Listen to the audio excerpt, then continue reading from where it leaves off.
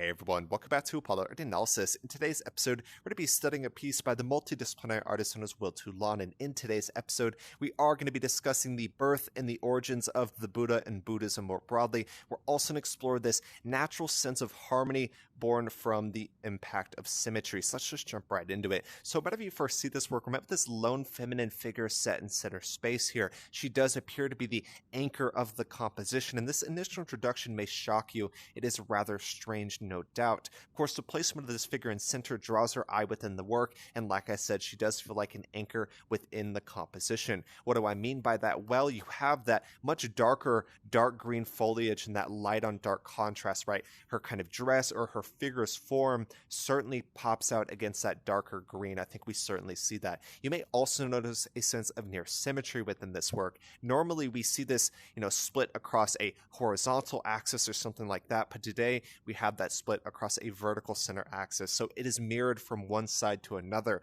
Of course, that is not perfect. It is near symmetrical. So something like this is not mirrored on the other side, but the overall general layout of the composition is going to be symmetrical. This gives a sense of harmony, a sense of order and balance, and is incredibly important when we're trying to understand this work. You may also notice a sense of rhythm. We see this most notably with these series of two lights on either side. Of course, four lights. These also bring our eye within the work to finally settle on the lone figure here. Of course, this rhythm creates two sets of implied lines, right? Implied lines there, and they all intersect right above our figure. So of course that is going to draw our eye and of course our attention towards that lone subject. That is incredibly important here. So that frames her figure and draws our eye towards the lone subject. Within this work, I just got to ask you guys, how do y'all feel when you view this work? What comes to mind when you're viewing this composition? And so we ask ourselves who or what this subject is. And well, if you look at the title of this work is Lumbini, that is a place in Nepal,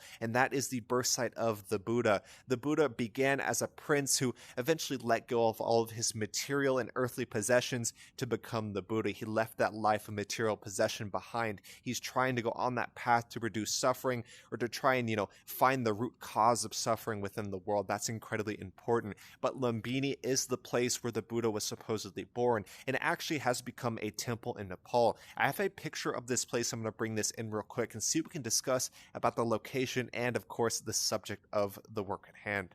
All right, so I have a photograph of Lumbini. This is the temple that's supposedly at the site where the Buddha was born. So this is the birth site of the Buddha, which of course caused a massive ripple effect of the movement of Buddhism itself. Of course, when you go to the original site, this is the origin, this is the genesis. So of course, this is going to be a sacred location. You will pay pilgrimage by visiting this place and, looking upon it, paying your respects, maybe even walking around the place, kind of like an axis mundi that they do in Hinduism.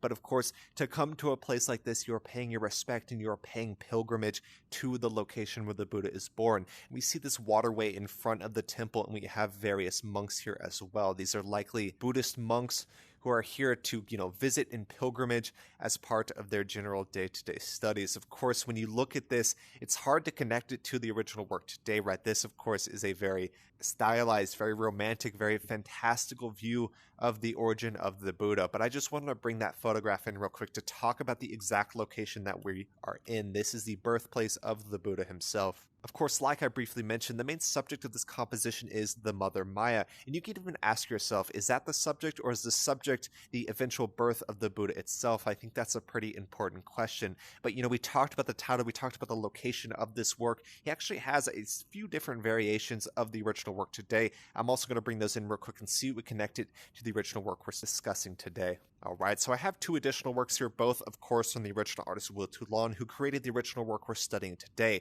Of course, you're likely going to notice the work on the right is a lot more similar to the original work that we discussed. Of course, you have that near symmetry, you have the lone figure in center, we even have this darker nimbus. We'll talk a little bit more about that right after this. But of course, you look at this work, you also have that triangular order, so that sense of harmony, the placement of this figure, yes, all that nature, that is pretty consistent across even all three works. But these two on the right are going to be most similar. That is certainly true. We work on the work on the left, right. You have the lone subject who is standing instead of sitting. We don't see that nimbus or that kind of magic blue black ring behind her. There is a lot more nature within this composition. It is also near symmetrical as well. So I just want to bring in two different examples to really compare to the original work that we're discussing today. I think that's just so important. Alright, so I went ahead and grabbed the best example of a nimbus that I could remember. This is from the multidisciplinary artist known as Rachel Bradley. The reason I got this in is because this is so different from what we see within the original composition today. We identified this as what appears to be a nimbus, right? A flat disc that is glowing to try to show the divine status of the person it represents. When we typically see a nimbus, this of course is the early iteration of the halo. It is typically seen as a golden disc that is glowing behind the lone figure's head. This is so far from what we see in the original composition by Will Toulan, but nonetheless, these are both trying to depict the divine. I think we certainly feel that in both instances, but of course, compared to Will Toulan's work, this one is much darker. It is very, voided. There's not much gold within this composition, so it's going to feel a lot different compared to what we traditionally expect to be the nimbus or the early halo. But I just want to bring this work in real quick by Rachel Bradley to really connect that. It's so different from the nimbus that we see within Will Toulan's work.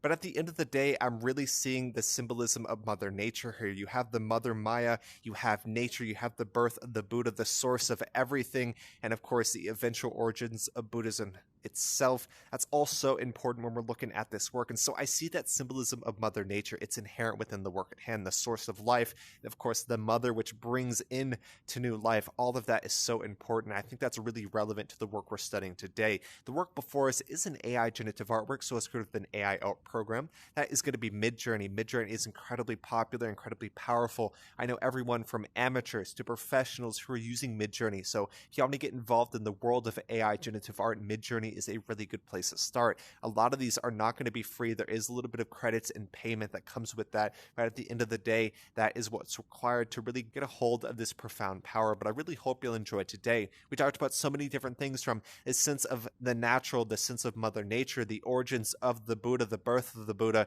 and of course the genesis of what eventually would become Buddhism itself. We talked about the location of the scene in Nepal. We talked about the temple. We talked about the nimbus, the rather strange, darker version of the nimbus that we see within the work at hand. But at the end of the day, really hope you'll enjoyed. And of course, I got to ask you guys, what do y'all see when you view this work, or what comes to mind when you're viewing this composition? If y'all enjoyed today, go check out the original artist Will Toulan, really doing some amazing stuff in everything from the digital render to the much more modern AI generative art, which he's been working with. But like I said, if y'all enjoyed, go check out the original artist Will Toulan. My name's Apollo. This was Apollo Art Analysis, and I'll see y'all on the next episode.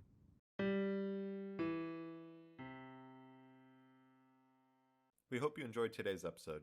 If you'd like to support our work directly, please check out our Apollo community tokens. Apollo Art Exchange is an ecosystem of art appreciation which elevates artists each and every day. Thanks for listening.